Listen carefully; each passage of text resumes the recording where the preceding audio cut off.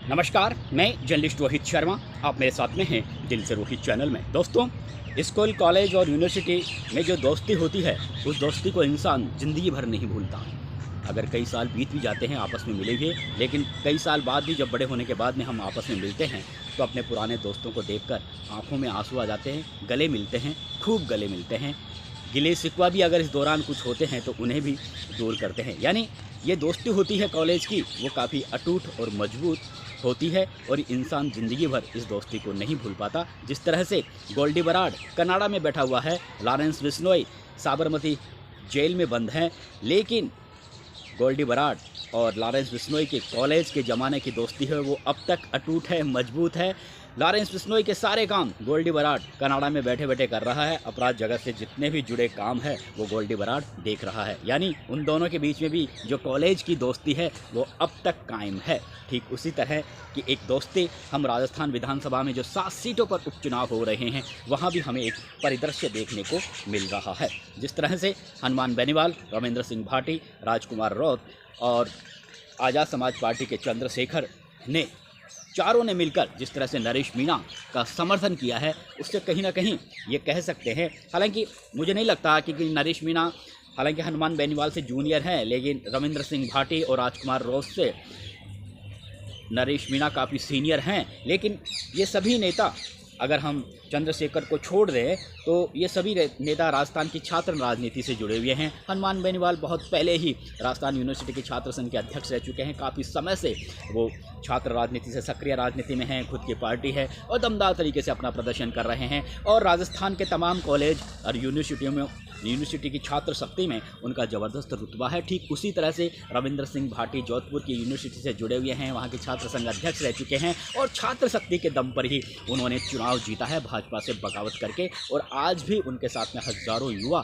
उनके साथ में जुड़े हुए हैं। लोकसभा चुनावों में उन्होंने अपनी ताकत का एहसास भी करा दिया है, चाहे वे चुनाव हार गए हैं। इसी तरह से राजकुमार रौत भी छात्र राजनीति से जुड़े हुए हैं, आज सांसद बन के बैठे हैं। उनकी पार्टी के 3 विधायक राजस्थान विधानसभा में चुन लिए गए हैं। तो निश्चित रूप से ये जो छात्र राजनीति से निकल जो छात्र सक्रिय राजनीति में आए हैं, उनके साथ में युवाओं की एक बड़ी फौज होती है। और ठीक उसी तरह की राजनीति अब नरेश मीणा, हालांकि नरेश मीणा का राजस्थान यूनिवर्सिटी में ज़बरदस्त वर्चस्व रहा है। बहुत लंबे समय से वह, हालांकि पढ़ाई उनकी पूरी कंप्लीट हो चुकी है, लेकिन जिस तरह से आपने देखा होगा, विजय पूनिया एक ऐसी शख्सियत है, कई साल हो गए, अब उनकी उम्र काफ़ी ज़्यादा हो गई है, लेकिन अगर वो राजस्थान यूनिवर्सिटी में जाते हैं अभी भी तो छात्रों की एक बड़ी फौज उनके इर्द गिर्द जमा हो जाती है। यानी छात्र शक्ति के विजय पूनिया अभी भी एक स्तंभ माने जाते हैं।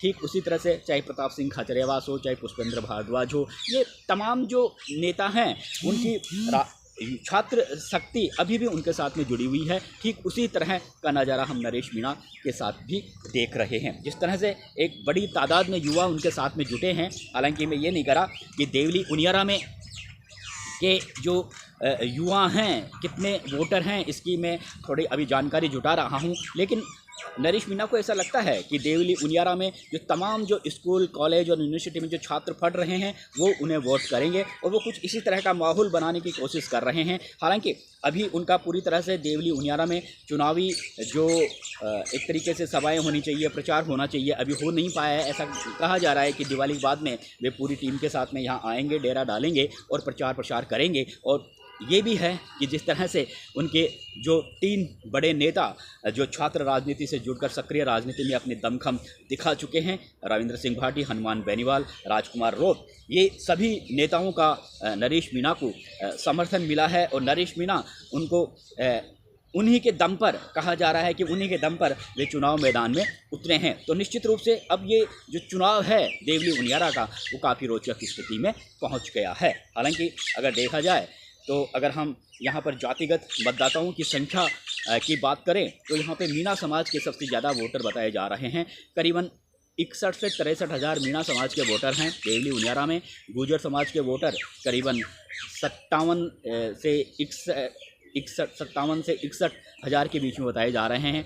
और एससी समाज, जिसमें बेरवा, कोली, खटीक, रेगर जो इत्यादि जो वोटर आते हैं, उनकी संख्या भी यहाँ पर बहुत ज़्यादा है। करीबन 54 से 57 हज़ार के बीच में बताई जा रही है। तो ये जो यहाँ पर जो जातिगत समीकरण है, हालांकि यहाँ पर जाट वोटर ज़्यादा नहीं हैं, जाट वोटर भी हैं, ठीक से 15 से 18 हज़ार के बीच में हैं, और हनुमान बेनीवाल जाट बिरादरी के आते हैं। तो लेकिन हनुमान बेनीवाल के साथ में एक सबसे बड़ा जो प्लस पॉइंट ये है कि उनके साथ में जाट समाज के युवा ही नहीं बल्कि अन्य जाति और बिरादरी के युवा भी उनके साथ में जुटे हुए हैं।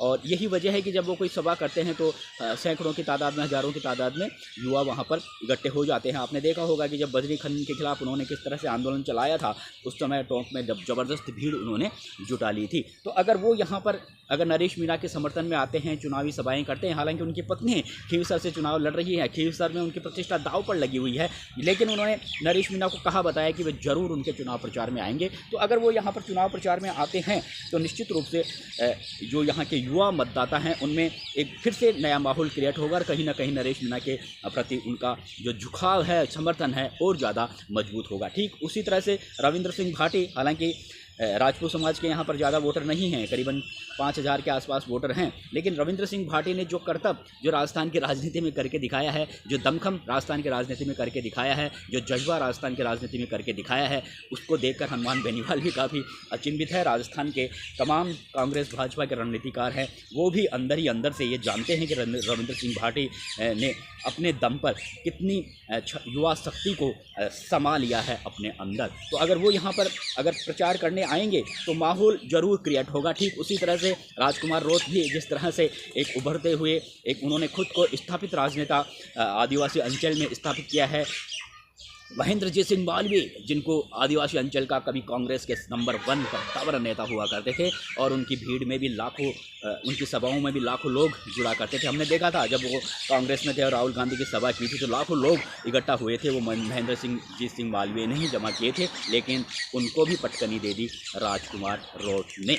तो ये जो युवा आ रहे हैं, चाहे वो राजकुमार रोत हो, रविंद्र सिंह भाटी हो, हनुमान बेनीवाल हो, निश्चित रूप से माहौल वो जरूर नरेश मीणा का क्रिएट करेंगे। दूसरा, चंद्रशेखर जो उत्तर प्रदेश में सांसद चुन लिए गए हैं, अपना दमखम दिखा चुके हैं। उत्तर प्रदेश में उनकी पार्टी एक तरीके से मायावती की मिनी पार्टी मानी जाती है और लगातार उनका वहां पर जनाधार बढ़ रहा है। हालांकि राजस्थान विधानसभा चुनावों में उनकी उपस्थिति कोई ज़्यादा अच्छी नहीं थी, लेकिन जिस तरह से यहाँ पर एससी वोटरों की संख्या ज़्यादा है, दलित वोटरों की संख्या देवली उनियारा में ज़्यादा है, तो निश्चित रूप से अगर वो यहाँ पर सभा करेंगे और वो दमखम और जोर दिखाएंगे नरेश मीणा के समर्थन में, तो यहाँ भी नरेश मीणा के प्रति, हालांकि एससी समुदाय के जो वोटर होते हैं वो ज़्यादातर कांग्रेस के पक्ष के माने जाते हैं, लेकिन वहाँ पर वो घुसपैठ कर सकते हैं अगर चंद्रशेखर आज़ाद सही तरीके से यहाँ पर आकर मतदाताओं को अगर टैकल करते हैं, नरेश मीणा का चुनाव प्रचार करते हैं। तो ये जो मैंने आपको बात बताई है कि ये जो चाहे भाटी हो, बेनीवाल हो, राजकुमार रोत हो,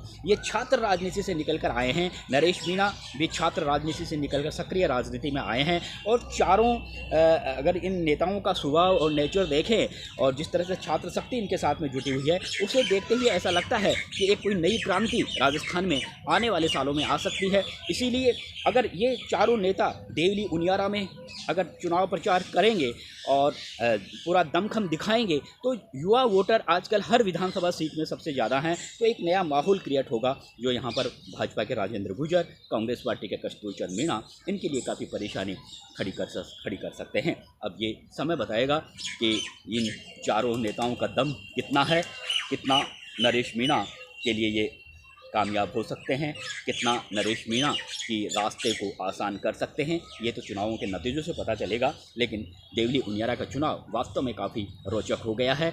नरेश मीणा अपने इन दोस्तों के आधार पर, अपने इन दमदार दोस्तों के आधार पर जिस तरह से उन्होंने कांग्रेस पार्टी से बगावत की है, अपना दमखम दिखाया है, अब देखते हैं उनका दमखम क्या रंग लाता है राजस्थान की राजनीति में। वो किस पोजीशन पर रहते हैं, क्या चुनाव जीतेंगे या फिर दूसरे नंबर पर रहेंगे, तीसरे नंबर पर रहेंगे, ये भी एक देखने वाली बात होगी। लेकिन चुनाव काफ़ी रोचक हो गया है, चुनाव काफ़ी त्रिकोणीय हो गया है। नमस्कार दोस्तों, नमस्कार, बहुत बहुत नमस्कार।